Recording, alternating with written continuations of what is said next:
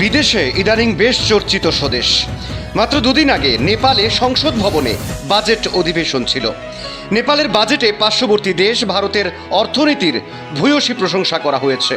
নেপাল ছোট রাষ্ট্র এবং বহু ক্ষেত্রে ভারতের উপর দারুণভাবে নির্ভরশীল, কিন্তু বাজেটে ভারতের প্রধানমন্ত্রীকে যশস্বী প্রধানমন্ত্রী বলে আখ্যায়িত করার পর নেপালের সংসদে যা ঘটল তা নিয়ে ইদানিং বেশ চর্চা হচ্ছে। নেপালের এক সাংসদ সংসদ ভবনে দাঁড়িয়ে প্রশ্ন করেছেন, এ কেমন যশস্বী প্রধানমন্ত্রী যিনি দেশের সব বেচে দিচ্ছেন।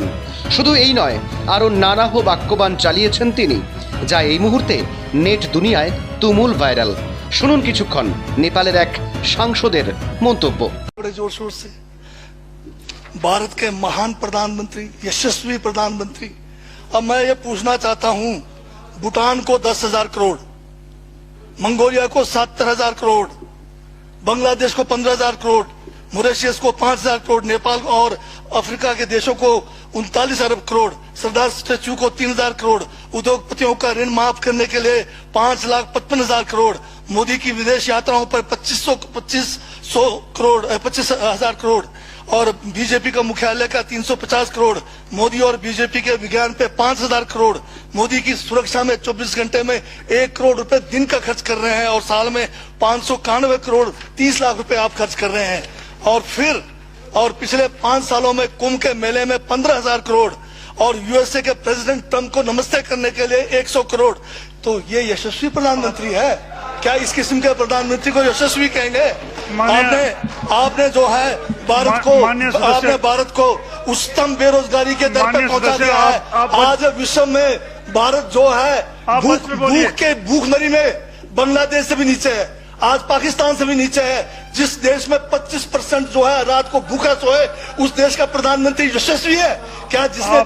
जिसने देश की आर्थिकी को बिल्कुल नीचे कर दिया, छिन भिन कर दिया, जिसने जीडीपी खत्म कर दिया, जिसने नोटबंदी में लोगों को जो है नोटबंदी के तहत जो है लोगों को मरवा दिया, जिसने नौकरियां खत्म करा दी, जिसने महंगाई चरम पे पहुंचाई, जिसने पेट्रोल 100 रुपए कर दिया, डीजल 100 रुपए कर दिया, क्या वो यशस्वी है? क्या उसको यशस्वी कहेंगे आप?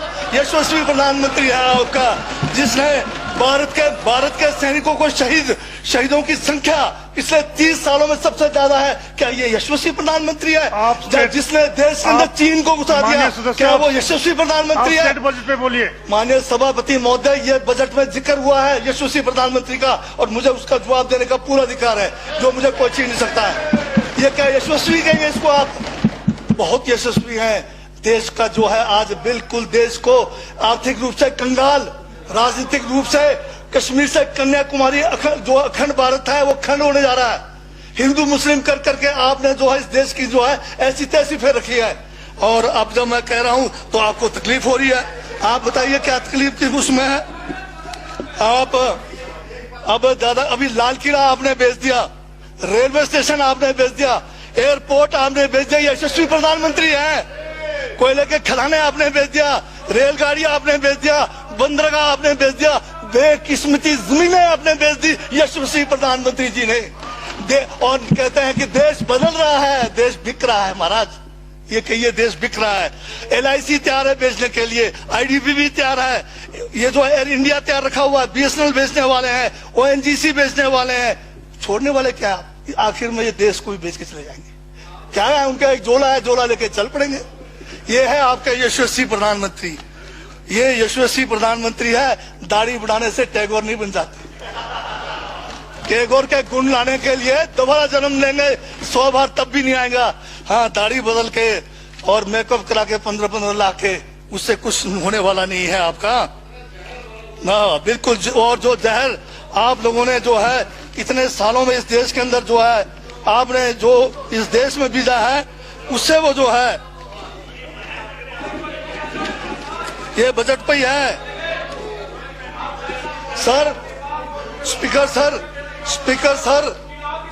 सर यशस्वी प्रधानमंत्री जी का जिक्र बजट में आया है, इसलिए मुझे भी जवाब देना पड़ा है। और मैं यहाँ ये कह के इस बात को समाप्त कर देना चाहता हूँ, बर्बाद गुलिस्तान करने को तो एक उल्लू काफी था, हर शाख पर उल्लू बैठा है, अंजामे गुलिस्तान का क्या होगा? এ নিয়ে পরপর দুবার নেপালের সংসদ ভবনে আলোচনায় উঠে এলো ভারতের নাম। এর আগে ত্রিপুরার মুখ্যমন্ত্রী যখন বলেছিলেন বিজেপি দল নেপালে ক্ষমতা দখল করবে, তখনও তীব্র সমালোচনা হয়েছিল এবং নেপালের সংসদ ভবন থেকে প্রতিবাদ জানানো হয়েছিল। সব মিলিয়ে কখনো কোনো রাজ্যের মুখ্যমন্ত্রীর আলপটকা মন্তব্যের জন্য হোক বা বাজেটে ভারতের প্রধানমন্ত্রীকে যশস্বী বলার জন্য হোক, নেপাল ইদানিং খুব ব্যস্ত ভারতের বিজেপি নেতা মন্ত্রীদের নিয়ে। Bureau report, independent.